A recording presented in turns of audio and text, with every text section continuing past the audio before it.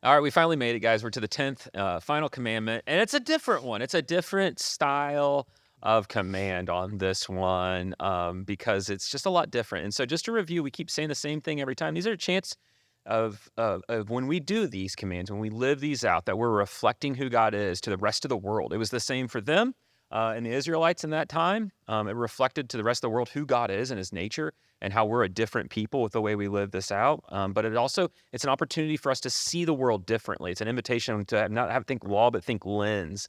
And I look at the world differently. And this one is one of those, don't think law, think lens. It's a new way of looking at things. So the 10th commandment, I'll keep reading from Exodus 20. We're down to verse 17 now to close it out. It says, you shall not covet your neighbor's house. You shall not covet your neighbor's wife, or his manservant or maidservant, his ox or donkey, or anything that belongs to your neighbor. I think the anything belongs to the neighbor probably is a better example than the ox and donkey, and the servants there. But Brandon, get us into this context of what does it mean that we shall not covet? Yeah. Well, there are a couple things that immediately come to mind. The first is that, we have to recognize that the command about coveting isn't so much about desiring things, right? It's about desiring things that already belong to someone else, right? Is that it's not saying, hey, don't try to get those things if you want them, but just don't covet after what your neighbor already has. Don't try to take from him. And the phrase we kind of use in this lesson is erasing your neighbor. And I think that's what this command is getting at, is like, I'm taking my neighbor out of the picture so that I can have what he has. And I think that's one of the most dangerous forms of desire for us, is to see the life someone else has and wish that we could put ourselves in their place. Right. But I do think you were talking about the lenses, and I think we absolutely see that as we get to Commandment 10. In fact, I think Commandment 1 and Commandment 10 kind of form, I guess, a sandwich a little bit to show us, like, hey, these commands are not just about external things. Because most of the commands you could check off and say, well, I haven't murdered somebody, I haven't committed adultery. I haven't technically stolen. I haven't stealed. But the Commandment 1 and Commandment 10 form this sandwich that kind of show us, no, this isn't just about the things we do. This is about the person we are inside.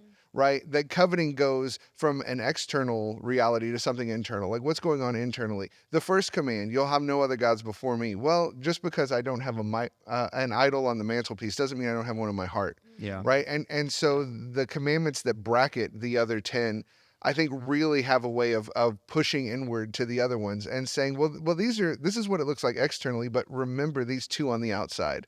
Like, they are the ones that aren't external realities. They're internal heart issues. And that's what this is all about. It's interesting, yeah, because when you have a covetous heart, it's not always known. Yes. It's a temperature gauge. It'd be hard to convict someone in court over this, where some of the other ones, it's a lot differently. This one's a lot more difficult. One of the things I find interesting, even culturally with this, before we move and kind of like thinking through the church and cultural lens with this, is that it says in there not to covet your neighbor's house. And we were just joking about, like, what was it, a tent? I mean, they're wandering in the desert, they're moving around. Right. So even that desire was still there. So if we step behind for church and culture and today, thoughts on that? Yeah, well, I think of social media. The entire social media marketing is, I have something that you don't have yet, or something that you need and you don't have it yet. I mean, that's the entire philosophy of influencing, right? They're showing you a product that they have and you don't have it, but they're wanting you to have it. So the whole marketing thing is to create a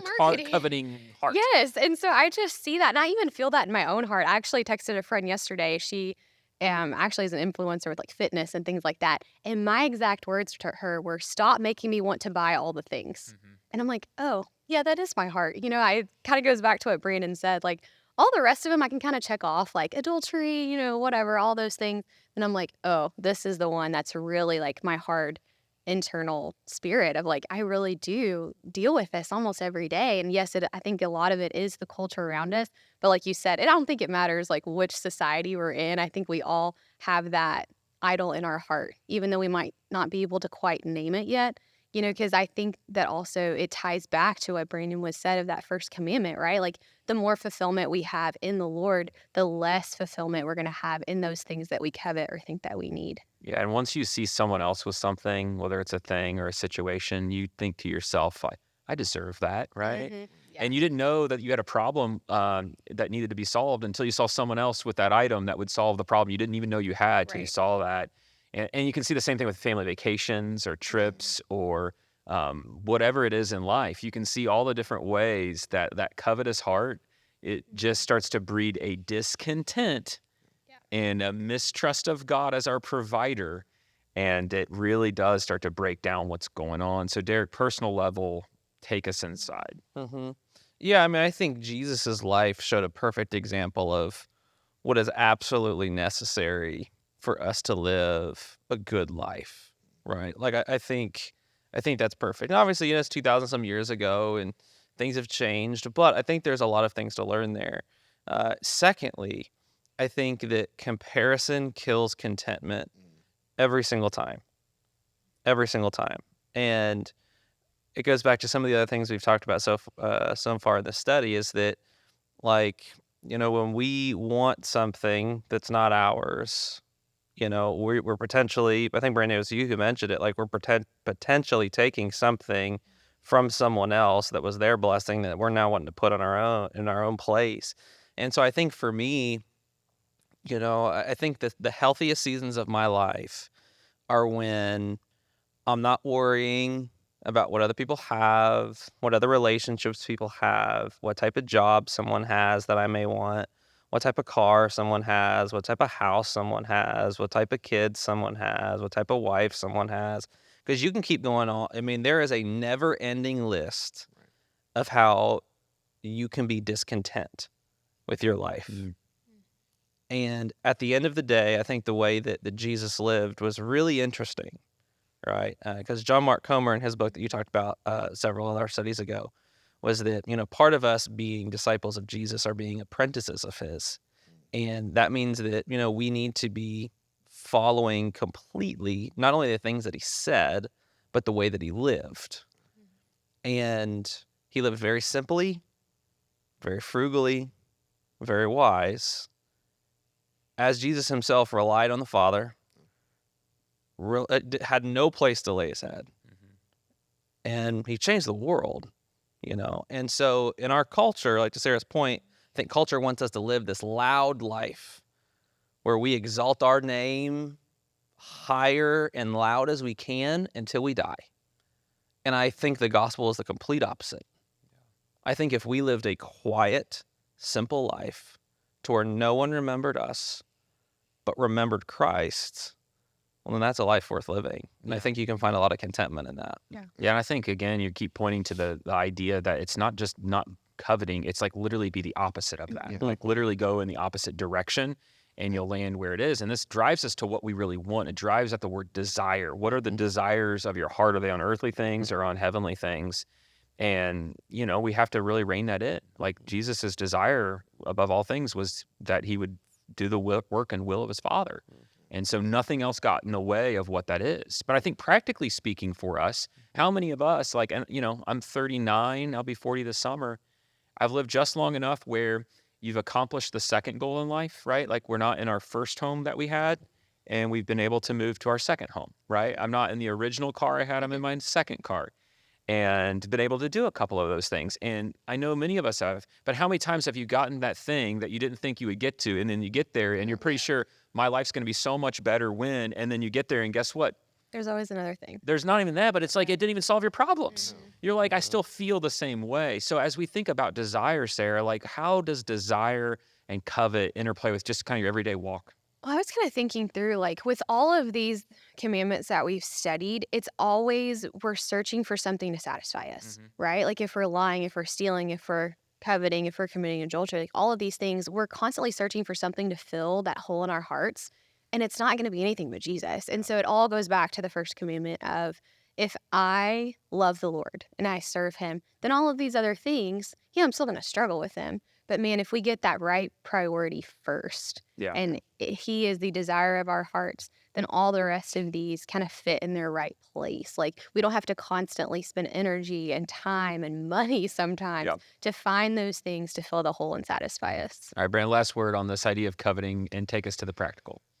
I think the key word is one that Derek said a few times, is that word contentment. Is just finding a way to be content with where you are and what you have. And I think, the problem with coveting is that we always covet up, right? We're always coveting better. Yeah. And that makes us blind to how we already have things better. I recently read of a thought experiment a professor did where he asked his students, would you trade your life for the life of John Rockefeller? And your first instinct is, well, yeah, Yeah, like that sounds great. he had millions and billions of dollars in his day. And he said, but I want you to think about this. If you trade lives with him, you don't have a car because they're not around yet. So everywhere you go is horse and buggy. The only place that has air conditioning is your house because you're the only one who can afford it. And every place else you go to work or to the bank or whatever, it doesn't have air conditioning. And you don't have a refrigerator because they're not there yet. And all, you don't have an MP3 player, all of this stuff. And, by the time it was done, all the students realized, like, no, like I absolutely wouldn't. Yeah. I wouldn't trade the life I have for all the money he had because what I have is better.